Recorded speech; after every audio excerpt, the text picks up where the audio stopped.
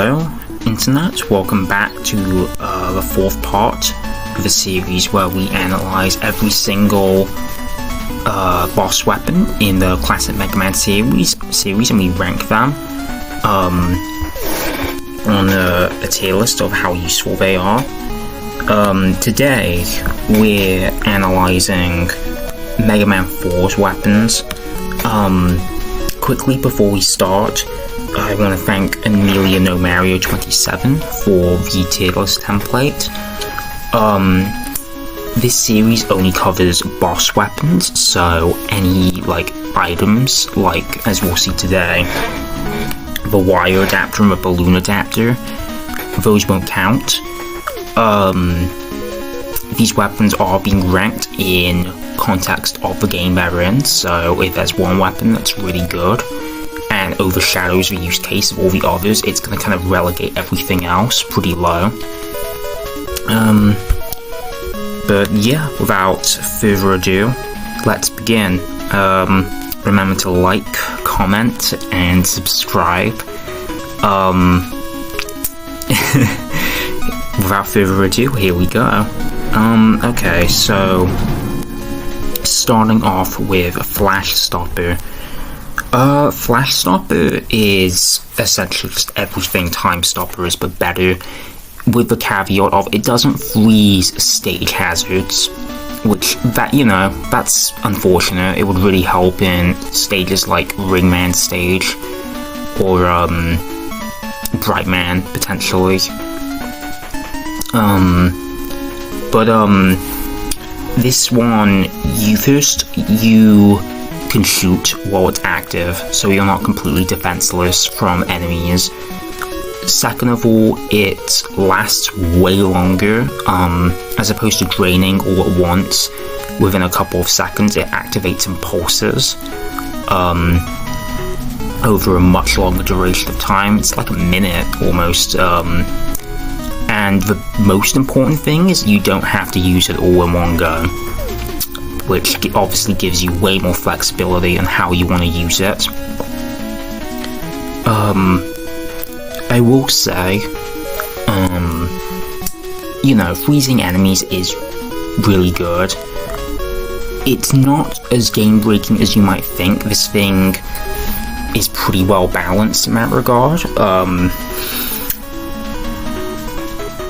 And it's not always going to be useful, right?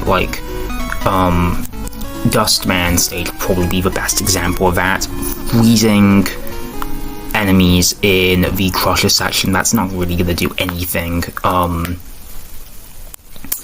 Or if there are a lot of enemies in the way, it might not be the most efficient use of your time to activate Flash Stopper. You might want to, use something that's faster. But for what it's worth, it's pretty good. I mean, it's a little situational. It's not always your best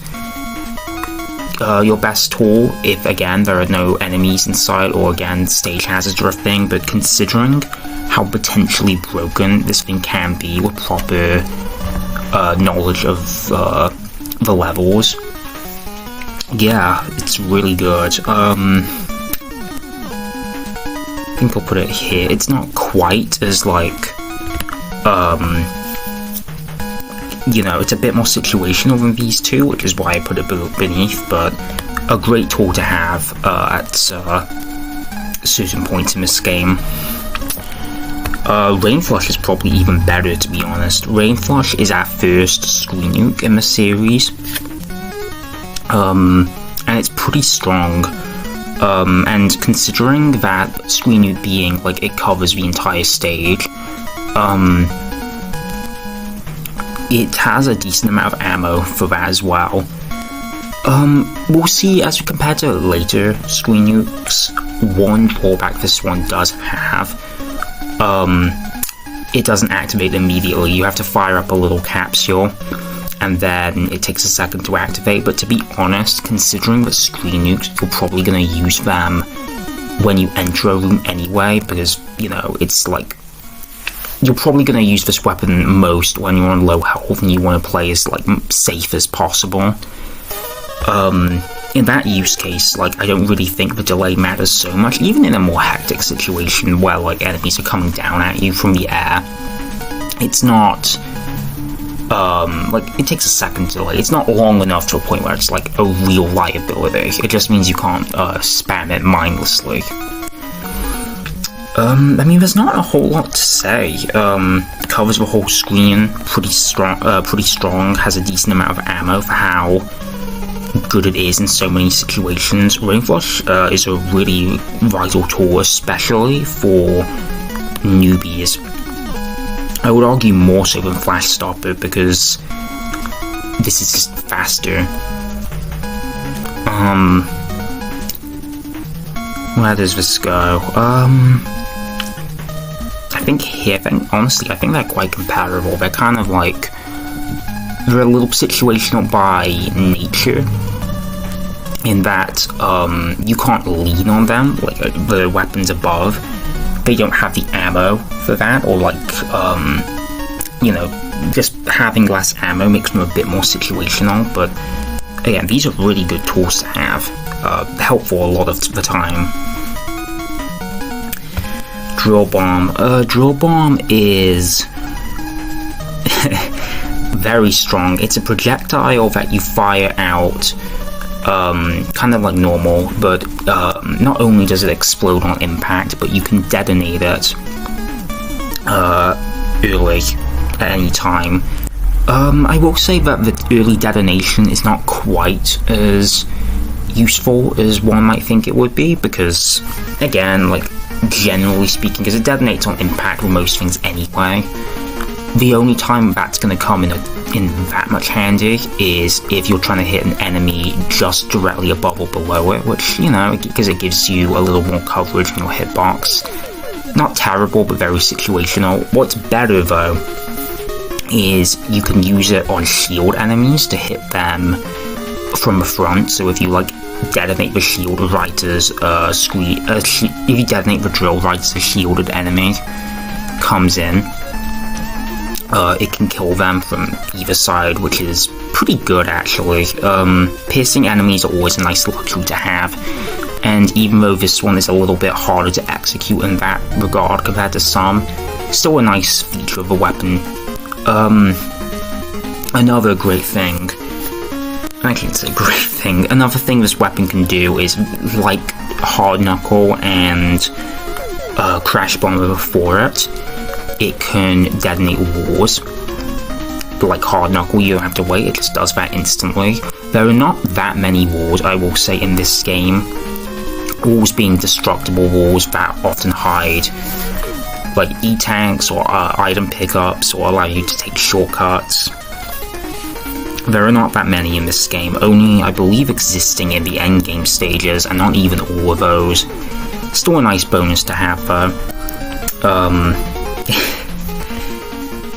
And yeah, when I said this thing is strong, it is very strong. Stronger than your regular Buster, the strongest, like, from a raw damage perspective in the entire game.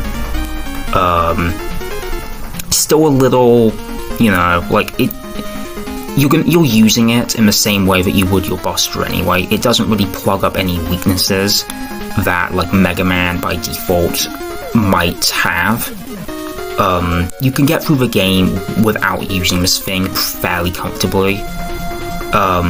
So considering how much more similar it is than something you have in your default moveset, I don't think it can go in A. I think it's very comparable to Needle Cannon, where it's kind of like one of your standard tools but upgraded. I think, all things considered, it can do a little bit more that's unique though, so I think top of B is very fair. I guess I probably should have mentioned this before we started discussing this weapon, but new to Mega Man 4, obviously you can charge up your Mega Buster to get a big shot, so you can do a bit more by default, which kind of puts more pressure on the weapons to be powerful. But that's a task I think Drill Bomb rises to pretty comfortably. And then we have Pharaoh Shot. So Pharaoh Shot is a chargeable projectile, like kind of like your chargeable Mega Buster, or kind of like the atomic fire we saw in Mega Man 2, only compared to atomic fire, basically just upgraded in every single way. It spawns over your head and forms a hitbox, which can protect you from enemies above you. It can protect you from falling stage hazards, like the rocks in Drillman stage that fall down on you. And what's really great about that is that doesn't cost you any ammo. It's massive when you fire it. You can fire it in 6 directions. The only directions you can't fire it in are directly above you and directly below you, which, you know, the ability to fire it directly above you would be nice, but still a lot of coverage you can get from this weapon. And if you get hit while the projectile above you it has formed fully, you get a free, I think this is a glitch. If you get hit, and it'll disappear, but you still keep a charge, and you can still fire it, even though it doesn't look like you can fire it. So it's a really, considering how much coverage and how powerful this weapon is, it's surprisingly good from an ammo perspective. It's very efficient to use. Yeah, I mean, this weapon does a lot, to be honest. It's definitely A tier. Again, kind of comparable to Shadow Blade, except you have to charge it. But you also get almost like a shield that spawns above you, which is really good. And it's bigger, it can fire further. It fires in more directions technically, although Shadow Blade's ability to fire directly up is kind of sorely missed, but even then, that's covered up a bit by just the fact that Pharaoh Shot spawns directly above you. I kind of think it's better. Like, it's a game where your toolkit is stronger, so that's a consideration. It's better standalone. I think I'm gonna put it below, just because, again, maybe people will think I find this arbitrary, but the standards for these weapons has gone up in this game compared to Mega Man 3, so I don't think you're gonna lean on this quite as much. I will put it here though. This is a surprisingly good weapon. Compared to Flash and Rain, it's not one that I see new players gravitating towards because it's a little bit harder to use, but it's something that more seasoned players can get a lot of mileage out. Ring Boomerang. So Ring Boomerang is somewhat comparable to Shadow Blade, as in it's a projectile weapon that fires at a medium range and then comes back to you. Very similar properties, except this one has an upside and a downside with that one. The upside is it can pierce enemies, which, I don't know, that sounds better than it is in my opinion. Like, in Mega Man 4, I don't feel there are many, like, shield enemies in this game. And the ones that are in this game, as we discussed earlier, Drill Bomb is actually pretty effective at dealing with some of those, even though I would say it's maybe a little harder to use in that sense. If you're good enough, it's faster. The problem with using Ring Boomerang in this sense is it doesn't kill some enemies fast enough. Like, take those shielded based enemies that rocket towards you at the beginning of Dustman stage. I tried using this in that stage, and you can't kill the enemy quickly enough if you're standing in front of it for you to kill it before it hits you. Again, it's just too weak and the range is too bad. But again, the range isn't terrible by any means, but it doesn't go across the entire stage, so it is definitely a limitation compared to the Drill Bomb. Compared to Shadow Blade, though, what makes it dramatically worse is you can only fire it straight ahead. You can't fire it with the Shadow Blade. You can fire that in 5 projections except like below you. This one, no. And when there are other projectiles like your Charge Buster or like Drill Bomb, or some we'll get to, that not only are stronger but also do have more range and have some other properties on top of that. I don't know, it's just kind of a hard sell to use this one. It's fast, which it has going for it, but, and again, coming back in the sense technically means it's out for longer, and thus, like, that damage, is better in its area of effectiveness for longer, but I don't think that's nearly worth the trade-off of giving up more range. Which, tell me in the comments below, I feel like Ring Boomerang is, like, a pretty light weapon. Is that just because people like using it, or is it because it's strong? Because I've never really found that much of a use for this thing. One of the exceptions, I will say it's pretty good against certain mid-bosses, like the Hippo Tower, where it can, like, because of its piercing nature, it can take out 2 blocks at once, I believe, and deals with it faster. But even then, there are better alternatives, like Flash Stopper works really well against those guys. A weapon we'll get to shortly does really good against those guys. It can take out those 4 enemies, like kind of the Vogunda enemies, but I don't even think it's the only weapon in the game that can do that. Like the Rain Flush can take care of those guys. I believe Drill Bomb can take care of those guys. Like, it's not a terrible weapon. I feel like this weapon could be doing more. And I feel like a lot of people like this one. It's too limited. If it was really strong, then it would be worth giving up the range more. But unfortunately, that's just not what we have. Limited coverage, not strong enough to make up for its range weaknesses, and just outclassed by a lot of other weapons. Dust Crusher.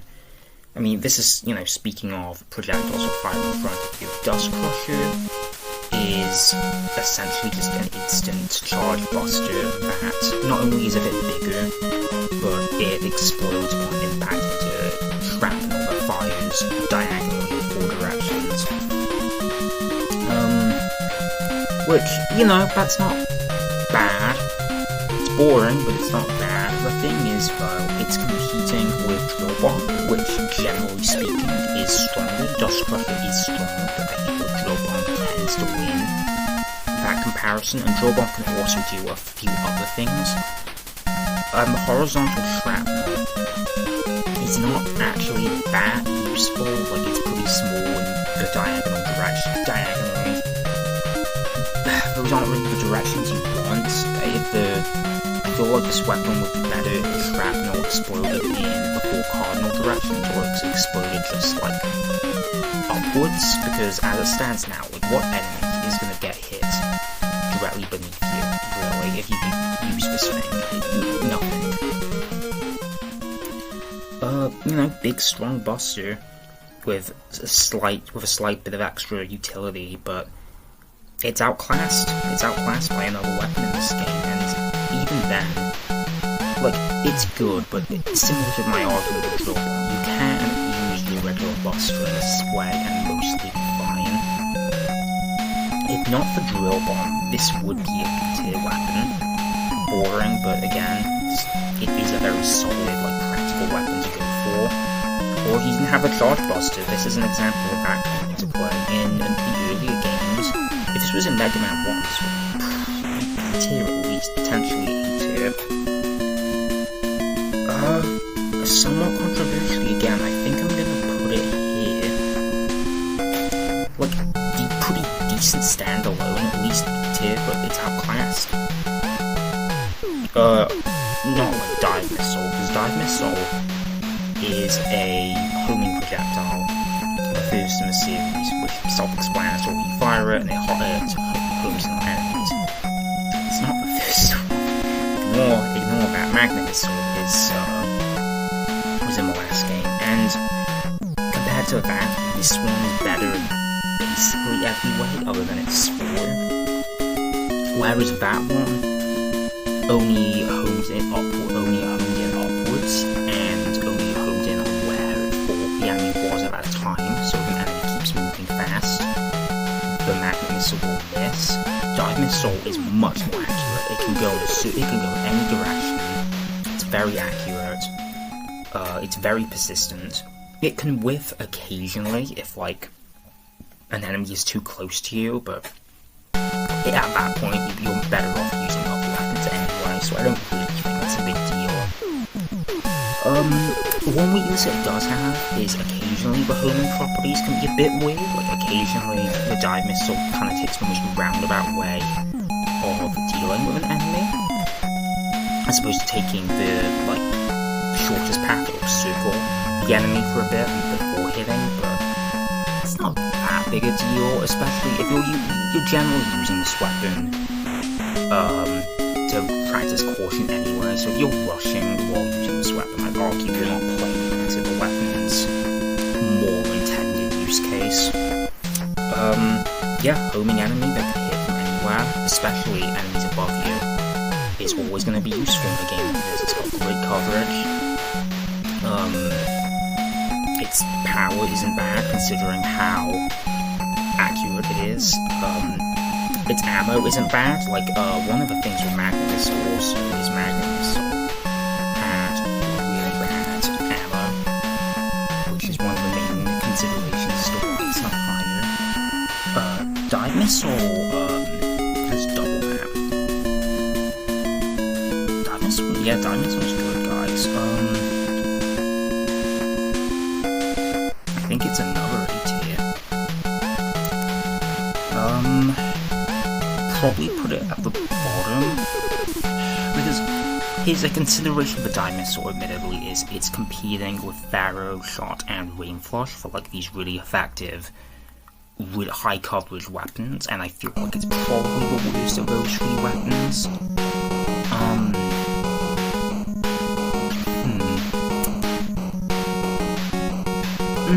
No, okay, you know what, actually, I'm feeling...